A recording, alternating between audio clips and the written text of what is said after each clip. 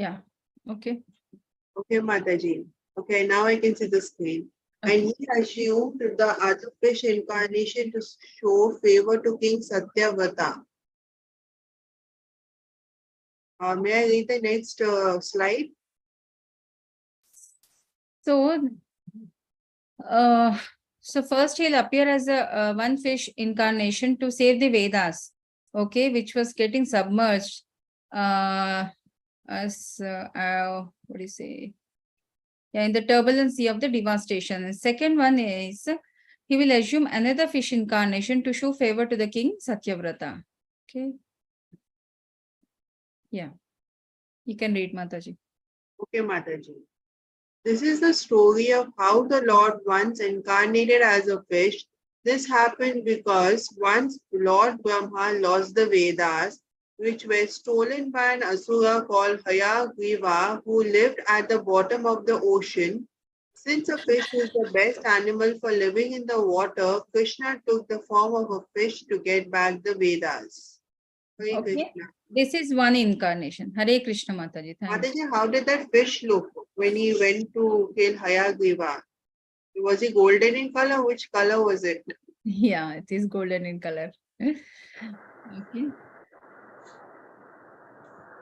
Mataji, I'll read Hare Krishna. Yes, yes, Mataji. Kalena gata nidrasya dhatu sisayasor bali gato nishritan vedan hayagrivon bharat. Okay. Yes, Mataji, you can read. Yes, Mataji, Hare Krishna. Hare Krishna. At the end of Brahma's day, when Brahma felt sleepy and desired to lie down, the Vedas were emanating from his mouth, and the great demon named Haygriva stole the Vedic knowledge. Understanding, may I read, Mataji? Yes, yes, Mataji, you can read.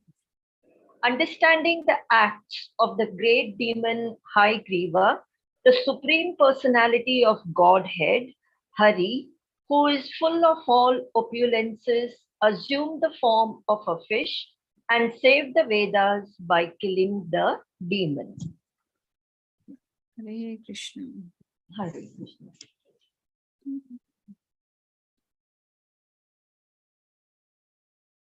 May I read again? Yes, Mataji. There once lived a king named Satyavrata. He was a great devotee of Lord Vishnu and daily worshipped him. One day, when he was doing his daily worship, a tiny fish seemed to get caught in his water pot. Yeah. Hare Krishna. So first incarnation is to save the Vedas. Vedas. Okay. And second incarnation is to help the Save- Satyavrata, isn't it? Yeah. Where is that?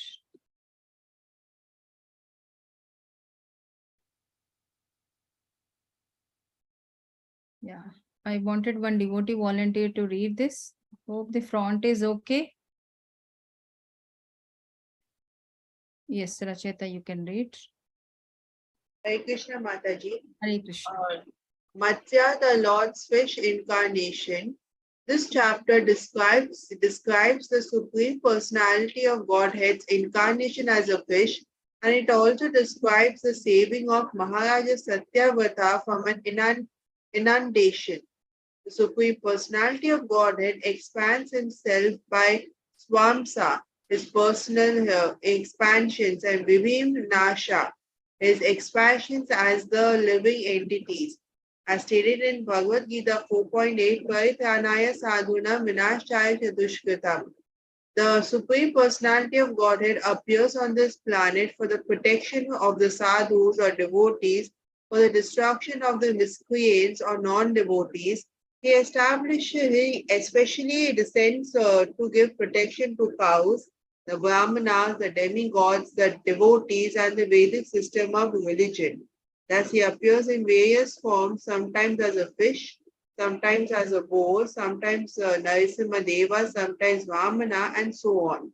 But in any form of incarnation, Although he comes within the atmosphere of the material modes of nature, he is unaffected. This is a sign of supreme controlling power.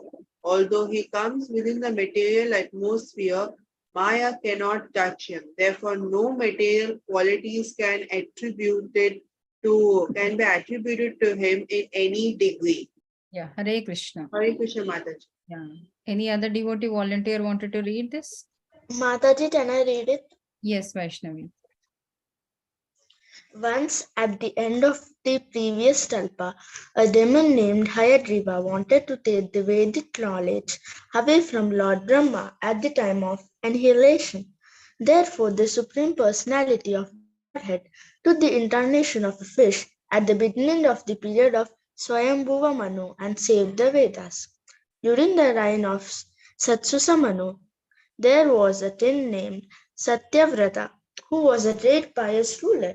To save him, the Lord appeared as the fish incarnation for a second time. King Satyavrata later became the son of the sun god and was known as Shraddha He was established as Manu by the Supreme Personality of Godhead. Hare Krishna. So as I have shown in the slides, previous slides, so 2 times he appeared. First time to save the Vedas and second time to help King Satyavrata, who is a very pious ruler. Okay. Yeah. Hare Krishna. Any other devotee volunteer? Hare Krishna.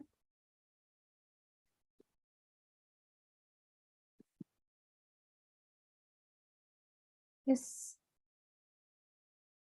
Rukmini Mataji, you don't want to read? I don't mind, Yeah. Mataji. Yes. Hare Krishna. Yeah. Hare Krishna. To receive the favor of the Supreme Personality, Mataji, can you just go a little more down, because I just can't see properly. Oh. Yes. To receive the favor of the Supreme Personality of Godhead, King Satyavrata engaged in the austerity of subsisting only by drinking water. Once, while performing the austerity on the banks of Kritamala. Kritamala river and offering oblations of water with the palm of his hand, he found a small fish. The fish appealed to the king for protection, asking the king to keep him in a safe place. Although the king did not know that the small fish was the Supreme Personality of Godhead himself, as a king, he gave shelter to the fish and kept him in a water jug. The fish, being the Supreme Personality of Godhead, wanted to show his potency to King Satyavrata, and thus he immediately expanded his body in such a way that he could no longer be kept in the jug of water. The king then put the fish in a big well, but the well was also too small. Then the king put the fish in a lake, but the lake was also unsuitable. Finally, the king put the fish in the sea, but even the sea could not accommodate him. Thus the king understood that the fish was no one else but the Supreme Personality of Godhead. And he requested the Lord to describe his incarnation as a fish. The personality of Godhead, being pleased with the king, informed him that within a week there could be an inundation throughout the universe, and that the fish incarnation would protect the king along with the rishis, herbs, seeds, and other living entities in a boat, which would be attached to the fish's horn. After saying this, the Lord disappeared. King Satyavrata offered respectful obeisance to the Supreme Lord and continued to meditate upon him. In due course of time, annihilation took place, and the king saw a boat coming near. After going aboard with learned brahmanas and saintly persons, he offered prayers to worship the Supreme Personality of Godhead. The Supreme Lord is situated in everyone's heart, and thus he taught Maharaja Satyavrata and the saintly persons about Vedic knowledge from the core of the heart. King Satyavrata took his Mataji, just scroll. Yes, took his next birth as Vaivasthava Manu, who is mentioned in Bhagavad Gita. Vivasvan Manave Praha. Vivastha Manave Praha, the sun god spoke the signs of Bhagavad Gita to his son Manu. Because of being the son of Vivaswan, this Manu is known as Vivasvata Manu. Vaivasvata Manu. Okay, Hare Krishna. Hare Krishna. Isn't it interesting? The story Very. of fish incarnation. So, yeah. So it will grow, and ultimately, when it can't be accommodated in an ocean, then he will realize that he is dealing with the Supreme Personality of the Godhead. Okay. And he will foretell the inundation which is about to happen in the near future. So he says, when this happens, he will save all the people from that, and King Satyavrata will be born as a Vaivasvata Manu in his next birth. Okay, this is all say. So Maharaja Parikshit, the king, took the fish from the well and threw it in the lake, and the fish assumed the gigantic form exceeding the extent of the water. Okay, the same thing. Yeah, same thing. So when the boat is tossed about by the powerful winds, attach the vessel to my horn by means of a great serpent Vasuki, and for I shall be present by your side. So that all those people will be in the deep meditation, and he will help them from getting submerged. So this is a picture where it has been attached to the the fish bone, and all these people will be saved. Okay, so actually deeper meaning, it says that people who are surrendered onto the Lord has his own ways of protecting the people. So this is one. Once we surrender onto the Lord, he will come whenever there is a distressful situation or any situation which you are not able to handle, and he'll come for our help and rescue, and easily pass through the difficult situation. Okay. So they say the horn which this fish is having is 8 million miles long. So, oh God, just as the gold loses its impurity when it comes into contact with the fire, so the living entity loses his ignorance when he worshipped you. So please give me the knowledge of you and cut the ignorance from my heart. As the Satyavrata listened, the Supreme Lord gave him the spiritual knowledge, and he'll be born as a Manu in his next life. Okay.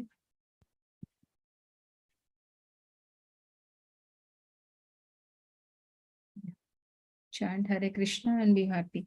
I think it is clear. Any doubts? Mataji, I have a doubt. Yes. So the Tind only took 7 sages with him. So what about all the other living entities? Did they die? No. Here it is only mentioning about the learned persons, especially the devotees of the Lord. That's what I told you, just a few minutes before. So once we surrender onto the Lord and we are under Lord's protection, he has his own plans of protecting us. So is Satyavrata and his the rishis and all those things. because he wanted good people to survive. So that the dharma has been established in the society. Hare Krishna Mataji. Hare Krishna. Our next class is on Kurma Avatara. Okay, Hare Krishna. Kurma Avatara means what?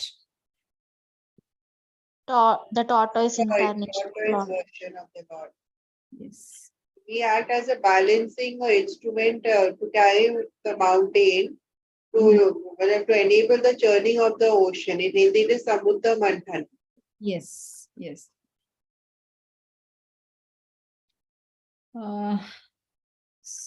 Sura Suranam Adhadim Manthana Mandarachalam Dadre Kamatarupena Prasta Ekadashi Vibhu.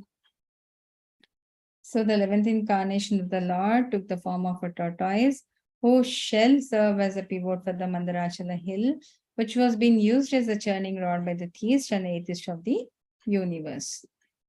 Okay. Yeah. Yeah, some one devotee volunteer can read the translation.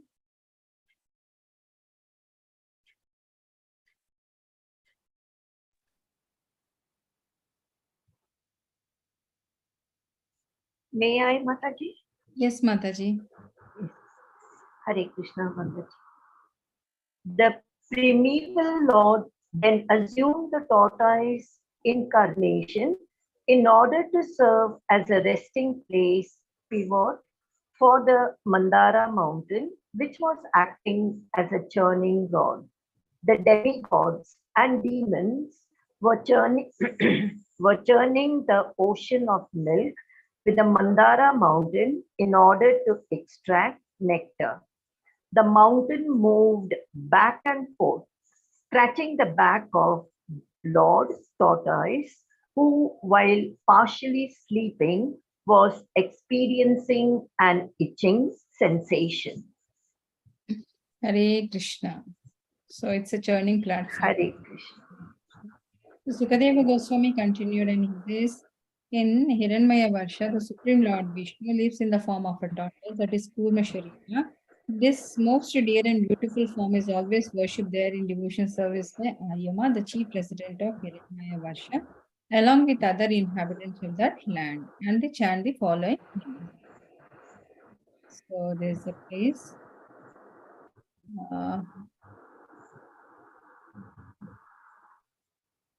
Om Namo Bhagavate Vasudevaya Akuparaya Sarva Sattva Gunaha Visheshanayanu Kalakshitas Anaya Namo Varshmani Namo Bhume Namo Namo Vasthanaya Namaste. So, O my Lord, I offer my respectful obeisances unto you, who have assumed the form of a tortoise. You are the reservoir of all transcendental qualities, and being entirely untingled by matter, you are perfectly situated in a pure goodness. You move here and there in the water, but no one can discern your position. Therefore, I offer my respectful obeisances unto you. Because of your transcendental position, you are not limited by past, present, and future. You are present everywhere as the shelter of all things, and therefore I offer my respectful obeisances unto you again and again. So what happens when there is a churning of this milk ocean? The Visha and Amruta comes out. Yeah. Yeah, I wanted one devotee volunteer to read this. Yeah, we will give chance to others also, Rachayita. If nobody is reading, I'll give you a chance. Hare Krishna. Need devotee volunteer, please read.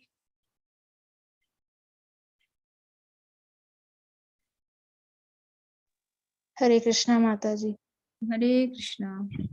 SB 8.5.15 to 16 purport. While Durvasa Muni was passing on the road, he saw Indra on the back of his elephant and was pleased to offer Indra a garland from his own neck. Indra, however, being too puffed up, took the garland and, without respect for Durvasa Muni, he placed it on the trunk of his carrier elephant. The elephant, being an animal, could not understand the value of the garland, and thus the elephant threw the garland between its legs and smashed it. Seeing this insulting behavior, Durvasa Muni immediately cursed Indra to be poverty stricken, bereft of all material opulence. Thus the demigods, afflicted on one side by the fighting demons and on the other by the curse of Durvasa Muni, lost all material opulences in the three worlds. When one is materially opulent, he should learn to be sober and well behaved toward Vaishnavas and saintly persons, otherwise he will fall down. Hare Krishna. Hare Krishna. So here the egoistic attitude of Indra has been highlighted, and not only Indra, many people, when they are wealthy and if they have certain opulences in their life, they try to look upon other people who don't have. So similarly here also Indra, so ignoring the Durvasa Muni, he is a great sage, instead of offering him a garland, he is offering it to an elephant. An elephant, as usual, it is not having a higher conscious as a human being. So it immediately take it out and smash it under his foot. So such acts, generally it irritates and it shows our immature behavior and an ignorant behavior. So, within no time, these people will fall down to a lower level, and they will be deprived of all the opulences of which they were feeling very great about. So whenever we are happy and we are wealthy and we are doing well to do in all situations in our life, we should always be grateful towards the Lord, because he is the one who is giving us all the opulences as per our karma. So if we try to get carried away with that, then the similar situations can arise to anybody. Okay. Next.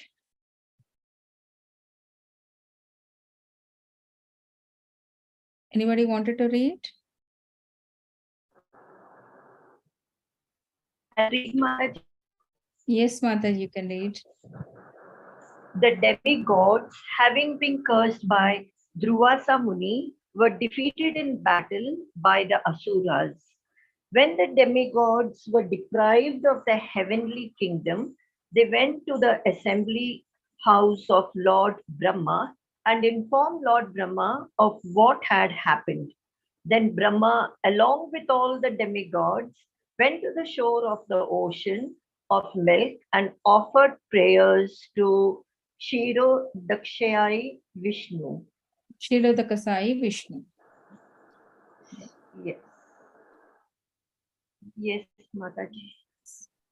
So there will be a war, and definitely he is insulted, and all these people will go to the demigods will go to Brahma, then Brahma along with the demigods will go to the Shiro Dakshayai Vishnu and offer the prayers. Let's see what's happened next.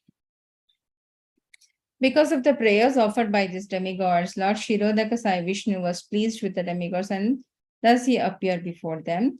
The demigods were blinded by the transcendental body effulgence. At first, they could not even see any part of his body. After some time, however, when Brahma could see the Lord, he, along with Lord Shiva, began to offer the prayers. Okay. So once we are in an ignorance,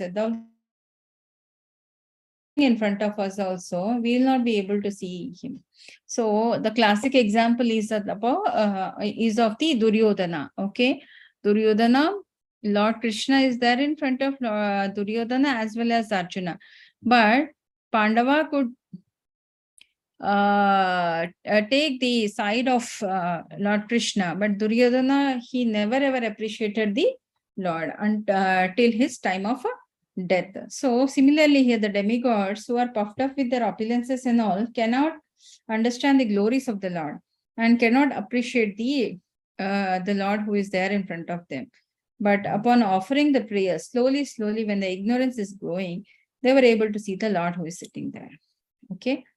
When offered prayers by Lord Shiva and Brahma, the Supreme Personality of the Godhead was pleased and he gave appropriate instruction to all the demigods. Okay. These verses are especially taken from the 8th canto of Srimad Bhagavatam.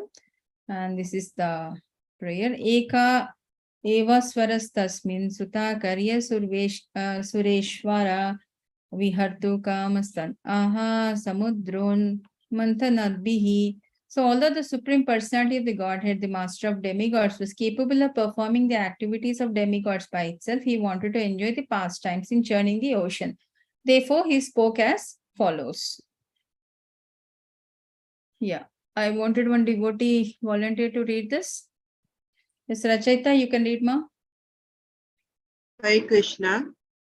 The Supreme Personality of Godhead, who is known as Ajita, unconquerable, advised the demigods to make a peace proposal to the demons, so that after formulating a truce, the demigods and demons could churn the ocean of milk. O demigods, cast into the ocean of milk all kinds of vegetables, grass, creepers, and drugs, then with my help making Mandara mountain the churning rod and Vasuki the rope for churning, churn the ocean of milk while with undiverted attention. Many other attractive things would be generated by the churning, but the Lord warned those demigods not to be captivated by such things, nor should the demigods be angry if there were some disturbances. After advising the demigods in this way, the Lord disappeared from the scene. Yeah. Hare Krishna. So he wanted to enjoy all the pastimes of the Lord. That is the reason he made this happen. And out of that, many outcomes are coming, isn't it right? So following the instructions of Excuse me, Mataji, sorry to interrupt you, but why did the churning of the ocean happen? I didn't understand that part.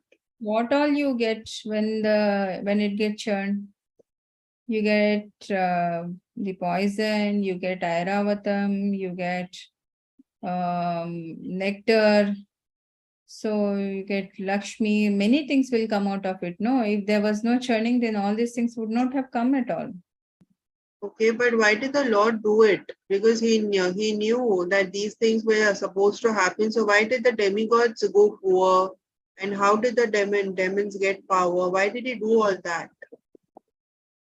Oh no, that is a different thing. That is because of puffed up ego, you know.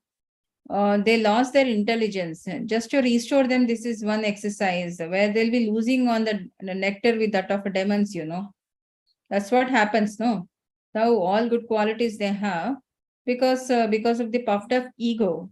So they have to lose on that. And ultimately, Lord has to take the avatara again, Mohini avatara, to restore it, right? So all these pastimes has certain significance.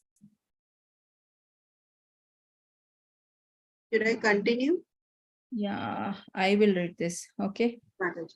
Yeah, following the instructions of Supreme Personality of the Godhead, the demigod established peace with the Bali Maharaj, the king of demons. So then both the demons and demigods started for the ocean, taking Mandara mountain with them. Because of the great heaviness of the mountain, the demigods and demons became fatigued and some of them actually died also. Okay, then the Supreme Personality of the Godhead, Vishnu, appeared there on the back of his carrier, Garuda, and by the mercy, he brought these demigods and demons back to life. Okay. The Lord then lifted the mountain with one of his hands and placed it on the back of Garuda. And the Lord sat on the mountain and was carried to the spot of churning by Garuda, who placed the mountain near the sea. And when the Lord asked Garuda to leave that place, because as long as Garuda was present, Vasuki could not come there. Okay, because these two are rivals. And Lord has helped to bring that back Mandara mountain onto the back of the tortoise incarnation. Yeah. So by the expert arrangement of this, the demon held, what do you say? Held the Vasuki, that is a snake, near the mouth, and whereas the demigod held the tail of the great snake, and they started churning the mountain. Okay. So because of this churning road, Mandara mountain, the was very heavy and was not held by any support in the water. It sank into the ocean. In this way, the prowess of both the demons and the demigod was vanquished. Seeing the situation that has created the will of the Supreme, the unlimited powerful Lord, whose discrimination is infallible, took the wonderful shape of a tortoise, entered the water and lifted the Mandara mountain. Okay, otherwise this churning program will stop here only. They could not do it completely. So just to make this happen, he has taken the avatar of a tortoise. Okay. Yeah. Yes, Rachita, you can read this. Okay, Mataji. Here is the evidence that the Supreme Personality of Godhead is the supreme controller of everything. It was by his will that there were hindrances, and by his will, all those hindrances were removed. The Lord appeared as a tortoise to support the great mountain, Rishiti iha vipulatare tva tithasti vishthe. The Lord held the mountain on a great mountain on his back. Keshava Dhrita Kurma Sharira Jaya Jagadisha Hare. Dangers can be created by the Supreme Personality of Godhead, and they can also be removed by him. This is known to devotees, but demons cannot understand it. Hare Krishna Mataji. Hare Krishna. So Krishna Beautiful. create these situations, but the devotees know that the demons cannot understand it. So yeah. So when both the demigods and demons saw the Mandara mountain has been lifted, and they were enlivened and encouraged to begin churning again. Okay, the mountain rested on the back of the great tortoise, which extended 8,000 miles, like a large island. Okay, and they continue to do so. See how beautiful is this tortoise here, no? It's looking so beautiful. So manifesting himself towards the thousands of hands, the Lord then appeared on the summit of Mandara mountain, and like another great mountain held by Mandara mountain with a one hand. So when nectar, so to balance Mandara mountain, while it has been pulled from both the sides, the Lord himself appeared on the summit like another great mountain. Lord Brahma, Shiva and Indra expanded themselves and showered flowers on the Lord. Okay, when nectar did not come from the ocean of milk, despite so much endeavor by the best of the demigods and demons, the Supreme Personality of the Godhead, Ajita, personally began to churn the ocean, because there's a next story behind that, isn't it?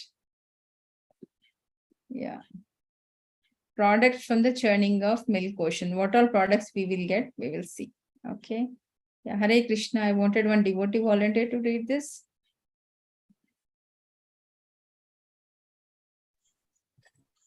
Mataji, I'll be. Yes. Hare Krishna.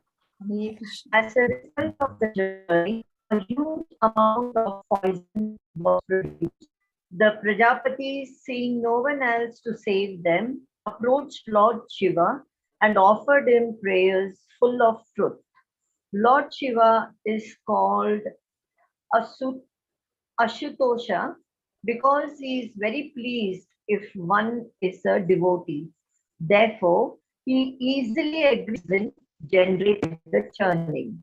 The goddess Durga Bhavani, the wife of Lord Shiva, was not at all disturbed when Lord Shiva agreed to drink the poison, for she knew Lord Shiva's prowess. Indeed, she expressed pleasure at this agreement.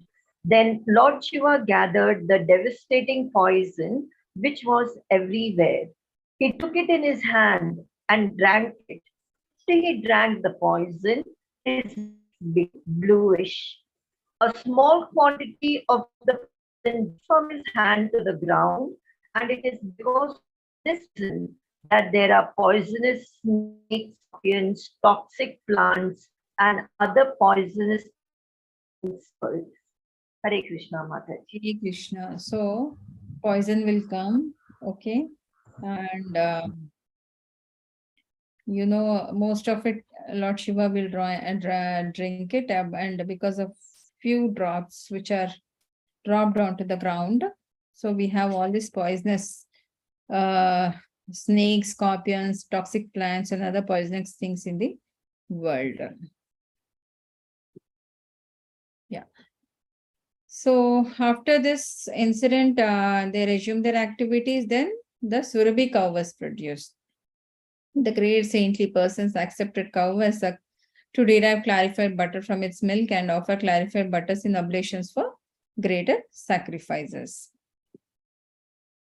Then a horse named Ucheshrava was generated, which was taken by Bali Maharaj. Then Airavata, that is a white elephant, comes, and other elephants then go.